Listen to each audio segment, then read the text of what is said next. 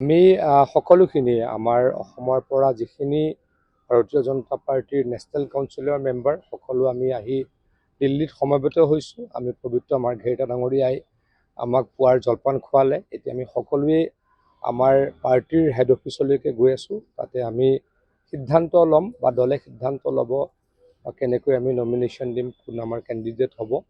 মুঠৰ ওপৰত আমাৰ কাৰ্যকৰ্তাসকলে যোৱাক বিচাৰে তেনেকুৱা এজন ব্যক্তিয়েই আমাৰ দলৰ সভাপতি হ'ব, যিগৰাকী ব্যক্তিয়ে অনাগত সময়ত দলটোক সুদৃঢ় নেতৃত্ব দিব। গৌৰৱ গগৈ ডাঙৰীয়াই কিয় এলিভেটেড কৰিডৰটো নোহোৱাটো বিচাৰিছে মই নাজানো। যোৰহাটৰ পৰা আকৌ কৈছোঁ, সকলোৱে শুনি আছে, মুখ্যমন্ত্ৰী ডাঙৰীয়াই কৈ আছে, প্ৰধানমন্ত্ৰী ডাঙৰীয়াই কৈ আছে, সকলো ব্যক্তিয়ে কৈ আছে, যোৰহাটৰ পৰা যদি গুৱাহাটীলৈ আহে বা আপাৰ আছামৰ পৰা যদি গুৱাহাটীলৈ আহে 1 ঘণ্টাৰ মানুহক কম লাগিব।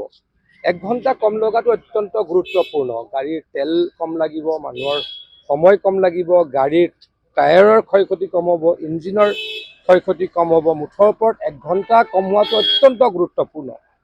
আৰু কেতিয়াবা আমি দেখা পাওঁ গাড়ীৰ খুন্দাত জীৱ জন্তু মৰে, তাৰ পৰা কি হ'ব, আমাৰ জীৱ জন্তুও বাচিব, জীৱকুলো বাচিব। সেই কথাটো কিয় গৌৰৱ গগৈ ডাঙৰীয়াই চিন্তা কৰা নাই মই নাজানো। তেখেতে ইমান পঢ়া শুনা কৰা ব্যক্তি বুলি সকলোৱে ভাবে। তেখেত বিদেশত ডাঙৰ হোৱা, বিদেশৰ পৰিয়াল, তেখেতৰ পৰিয়াল বিদেশত থাকে, গতিকে বিদেশততো নিশ্চয়কৈ এইবিলাক দেখিছে। তেখেতৰ পৰিয়ালৰ 3জন সদস্য বিদেশী, ব্ৰিটিছ নাগৰিক, ব্ৰিটেইনত বা ইউৰোপততো চাগে ক'ৰবাত তেনেকুৱা আছে।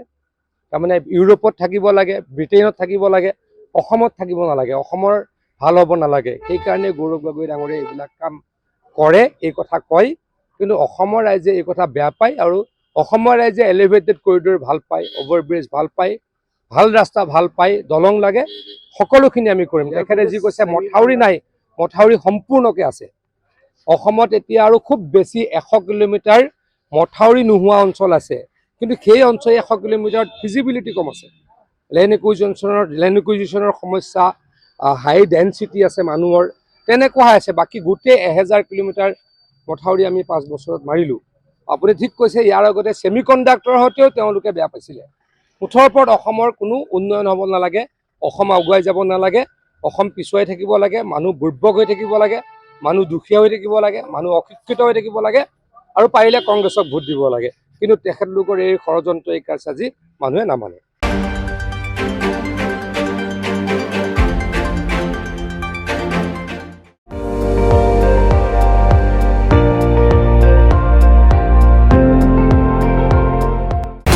আপুনি চাই আছে ND24, সৰ্বশ্ৰেষ্ঠ নহয়, সৰ্বোত্তমৰ দৌৰ।